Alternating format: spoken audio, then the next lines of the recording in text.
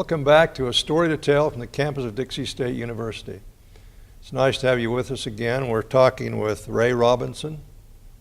How are you, Ray? I'm good this morning, thank you. I knew another Ray Robinson. His name was Sugar Ray Robinson. Are you related? No, but he lost his championship to Gene Fulmer, good guy. You know, Gene Fulmer just passed away the other day. Right.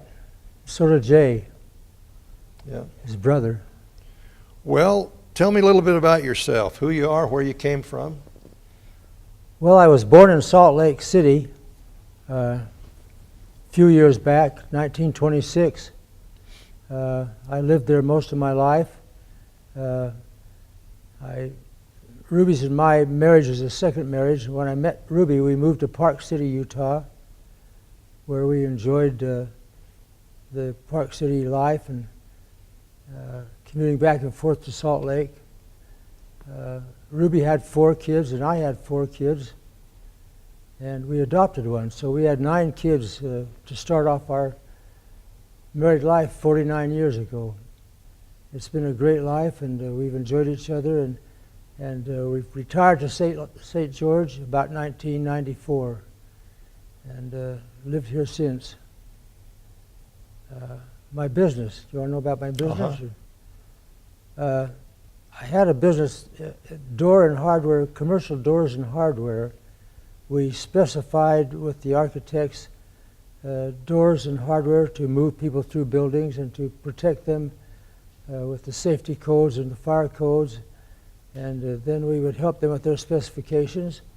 And when the job came out for bid, we would bid with the general contractor, hoping to sell the product so we could make some money. And incidentally, we did furnish the hardware for the Dixie College campus down here when it first opened. And it was interesting. We set up a master key system for the school and so forth. And it was a very interesting job.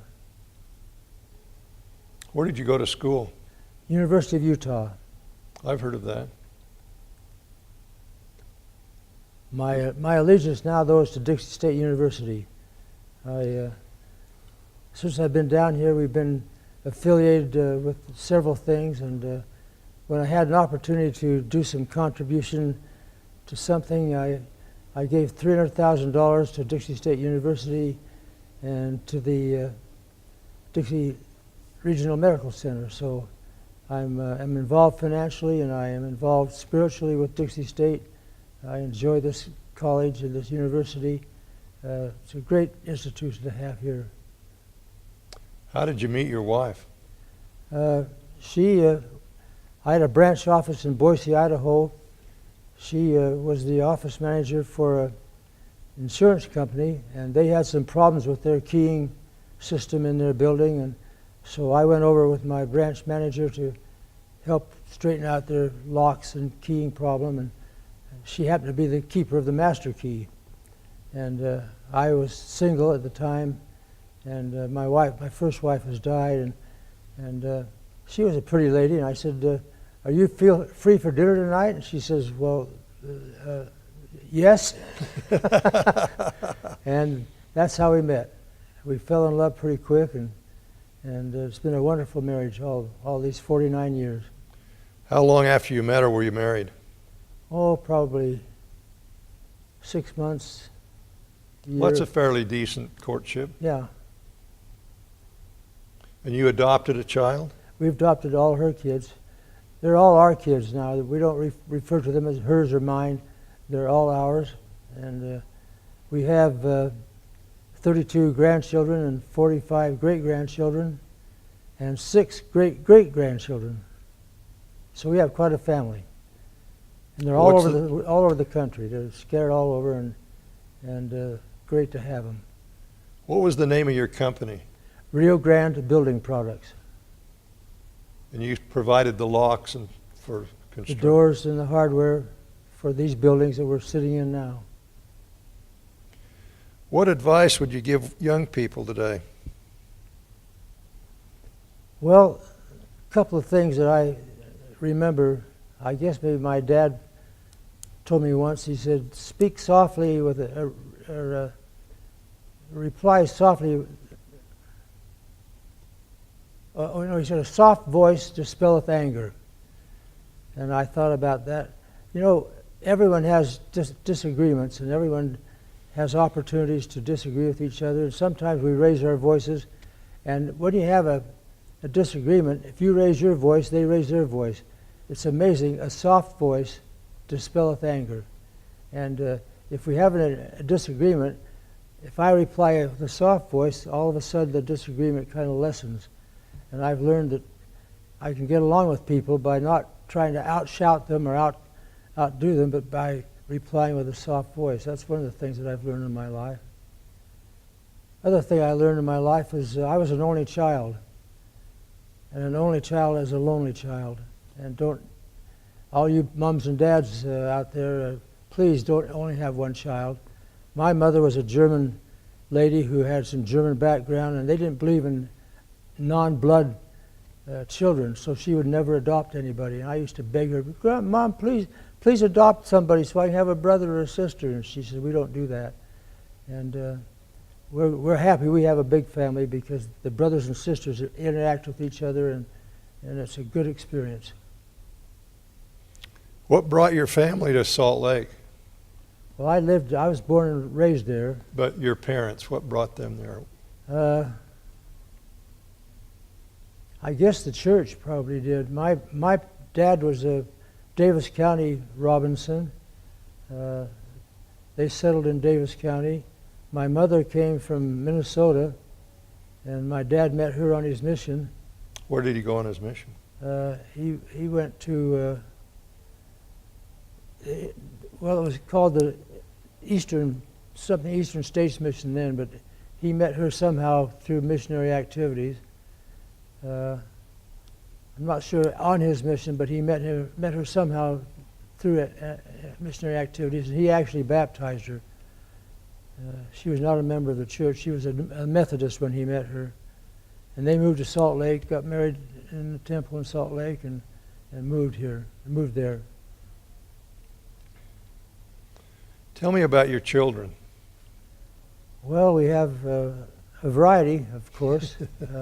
We have one son who lives here in St. George. He has two children. They're both grown. One married with two kids, and one is getting married later this year. Good family. They work for a company that makes threads, and Bob.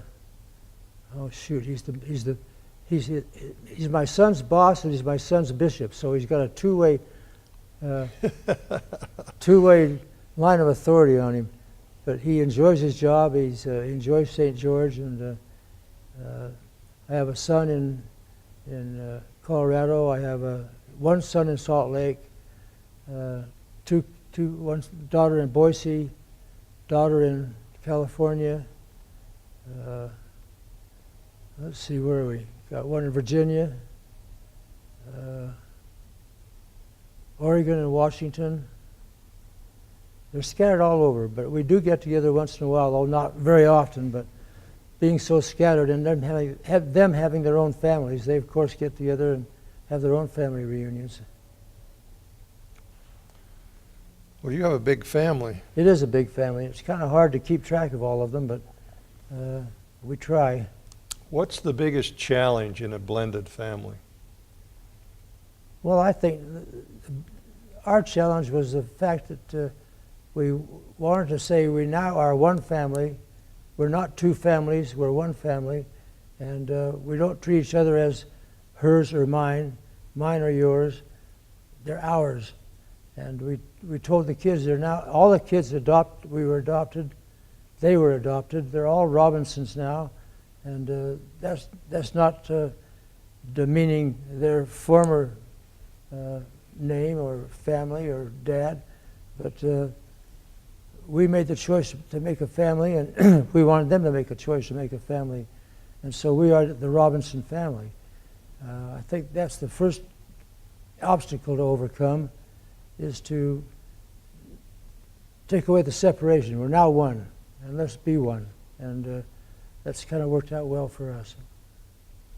We have a blended family, and it depends a lot, I guess, on circumstances of the blending and so forth. You and I met through Rotary. Tell me Pardon me? about, you and I met through Right. Rotary. Tell me a little bit about Rotary. Well, when I came to St. George, one of the things I came to St. George for was to play golf. You're a golfer? I was, until I went blind. We met, I joined the Bloomington Country Club and met some fellows, and we had a group that played on Wednesday and Saturday. There were 5 or 6 of us, so we always had a foursome available. And of that foursome, 2 of them were Rotarians. And they said, "Ray, why don't you come join the Rotary Club?" And I said, "Well, I've heard of Rotary and Lions, and what are they?" "Well, come on to lunch and we'll show you." So I went, and it sounded like a good service organization that I could get involved with and be helpful and serve the community, and so I joined. And I particularly became involved with the youth programs of Rotary. We've had 7 foreign exchange students live with us for a school year, and that's been a great educational experience for us. We've learned cultures of different countries, and I found one thing, that no matter where you come from, you cry and you laugh just the same. You have feelings. Everybody has feelings. The feelings are just the same. You just express them differently. And it was a great experience. But I think Rotary, to me, has been a way of becoming part of the community as I moved in here as a newcomer, and meet some good people like you and others who have been involved in leadership positions in the community, and it's just been a good experience.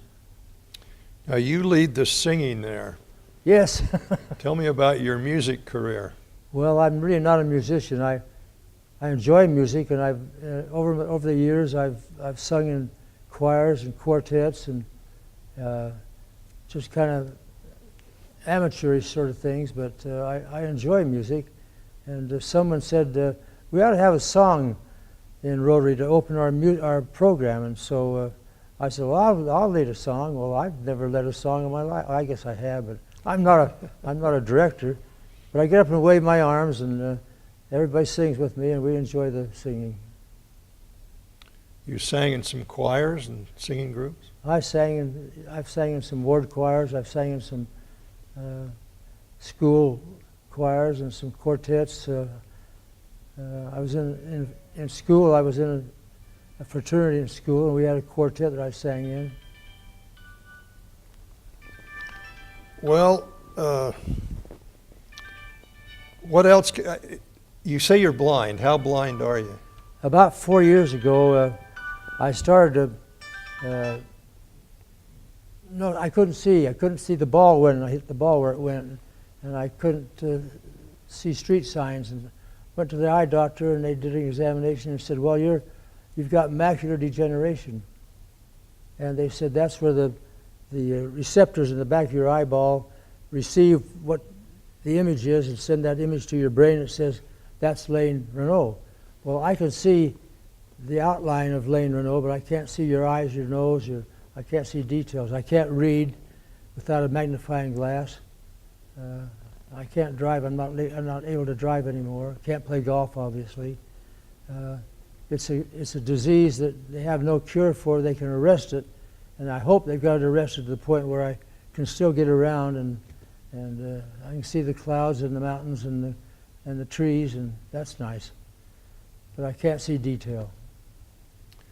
Well, that's too bad, but you seem to be very ambulatory and getting around and everything. Well, I've got a good wife that leads me.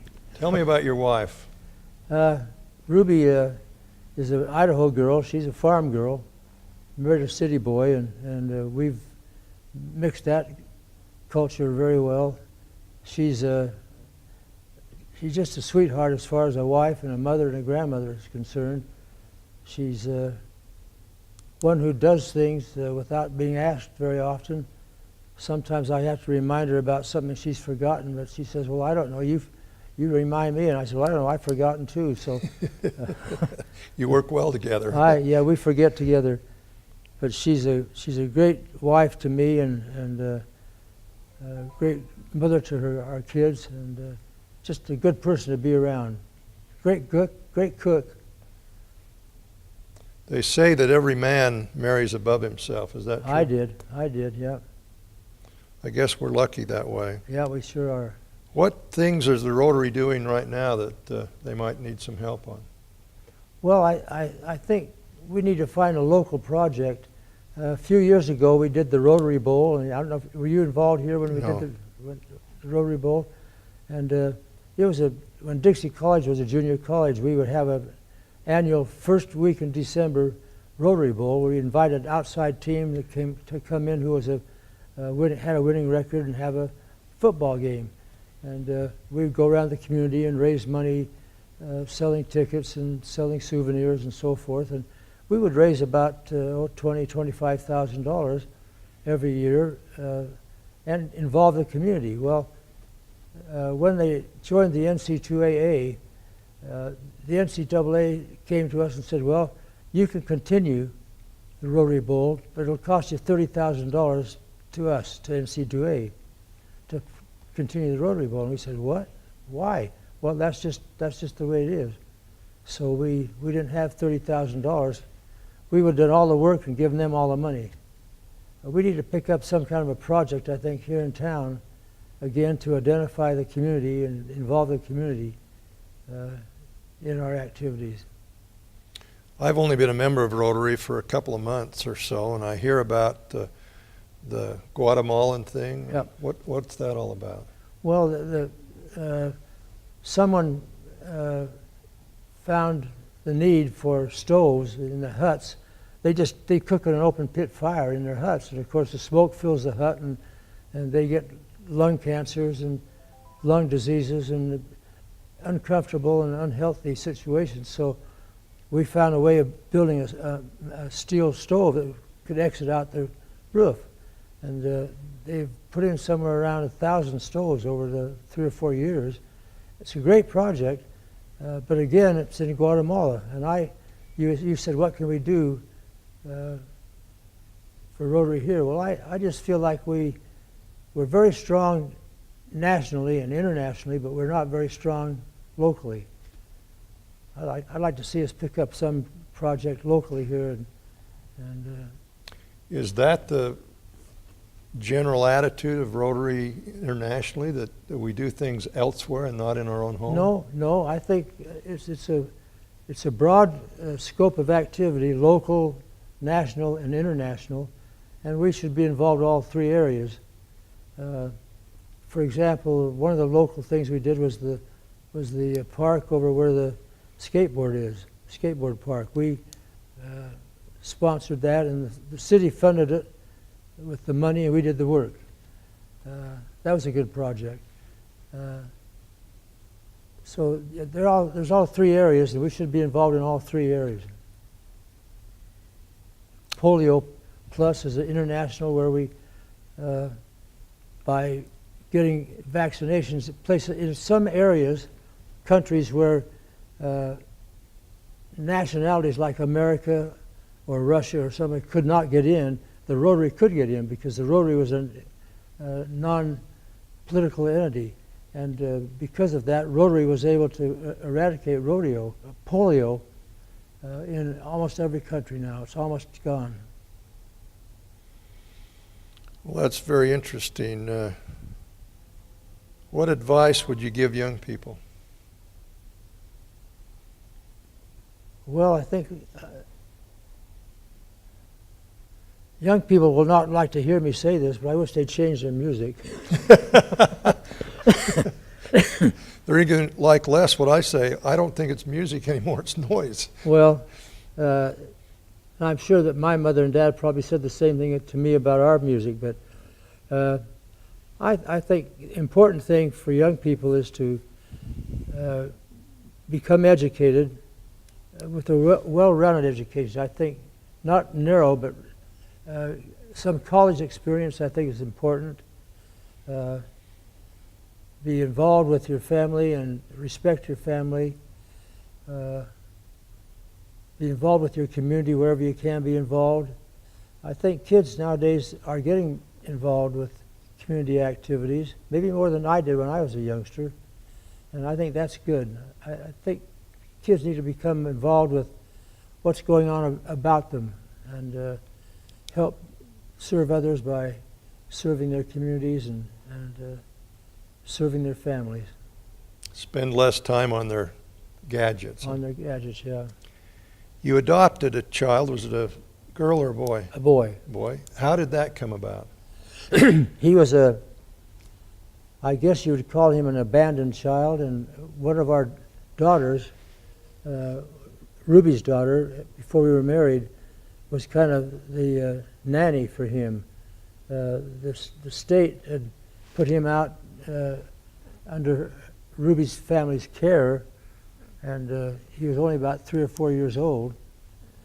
His parents had abandoned him and abused him, and it's one of those bad stories.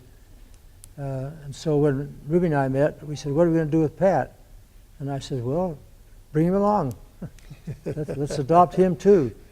And he's the one who lives down here now. And he's a Robinson. He's one of the family. We don't consider him any different than any of the rest of them. So it worked out pretty good then. It worked out very well. That's interesting.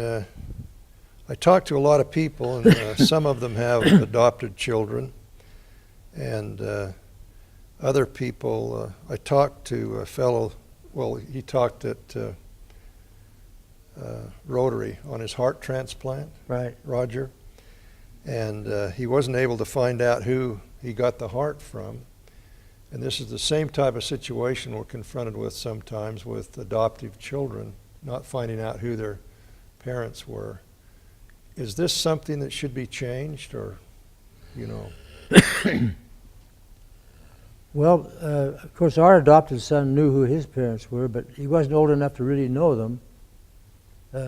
Other than we told him the story of how he came to be with us.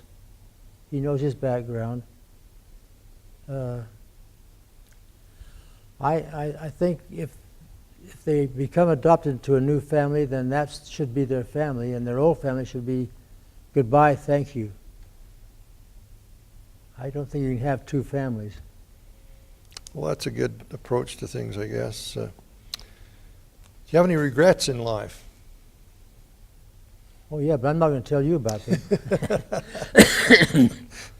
Well, that's very wise. Well, I suppose I have a lot of regrets. I see opportunities that I missed. I've been very lucky and very blessed, I think, to have all that we have and to be where I am and to have done what I've done. On the flip side of regrets, one of my philosophies has been that whatever I'm involved in, I should get involved and become part of it. And I've always kind of risen to the activity of the association. I was the president of my trade association, which was an international trade association called the Door and Hardware Institute. There are 600 businesses around the world that are involved in that, and I moved up to that to be the international president. How did you get that? What was the... Well, it's a trade association that I joined as a business, as a member of this trade association, and as I say, I'd like to get in, if I get into something, I like to get involved, and so I got involved, and pretty soon I was a district or a local or a regional board member, and I moved up, and then I was a international president. I'm not sure that any of these things can be seen on your camera, but Did you have to do a lot of traveling with that? Yes, I did a lot of traveling around all over the world.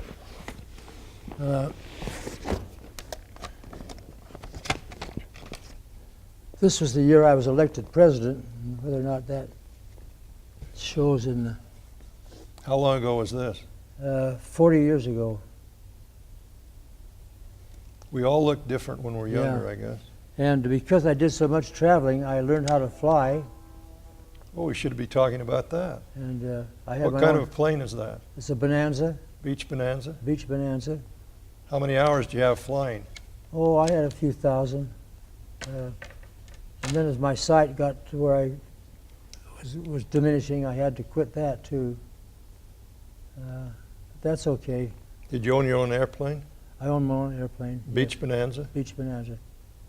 I owned 3 different airplanes. That was the last one I owned right there. What were the others? Cessnas. I had a Cessna 210 and a Cessna 170. You sound like you flew. I fly a little bit, I used to. My wife won't let me anymore. Well, the 170 is a tail dragger. Yeah. Yep. Yeah. Beach Bonanza is kind of nice. That was a good airplane. It was fast and it was economical, and but I enjoyed that, and that helped me to get around. With I had 3 branches. Let's see, I had Salt Lake was our home office. We had a branch in Boise, a branch in Ogden, and a branch in Las Vegas. So we had 3 branches, and so it required quite a bit of traveling just within my own business. And then as I got involved with trade associations, we did other traveling. Ruby and I were able to make some trips to Europe. And In your Beach Bonanza? no, and I'm kidding. you know better than that. If I you know. fly. We would make visits over there to our area over there. We'd have area conventions and conferences, and so we got a lot of traveling when we were younger. We're settled in St. George now, and not so much traveling anymore. We're happy just to be here. What do you do for fun? Oh, I get out and smell the fresh air, and haven't had to shovel any sunshine yet, so love that. Well, we're running out of time. We have about 50 seconds left. Ray, it's been fantastic talking with you, visiting with you. You've had a fantastic life. Seems like you're involved in your community, and $300,000 donation to Dixie State. Is that what you told me? Right, yeah. Well, congratulations, and on behalf of them, I thank you very much. They have. Thanks for being with us on A Story to Tell today from the campus of Dixie State University. We've been talking to Ray Robinson. Again, thanks for being with us.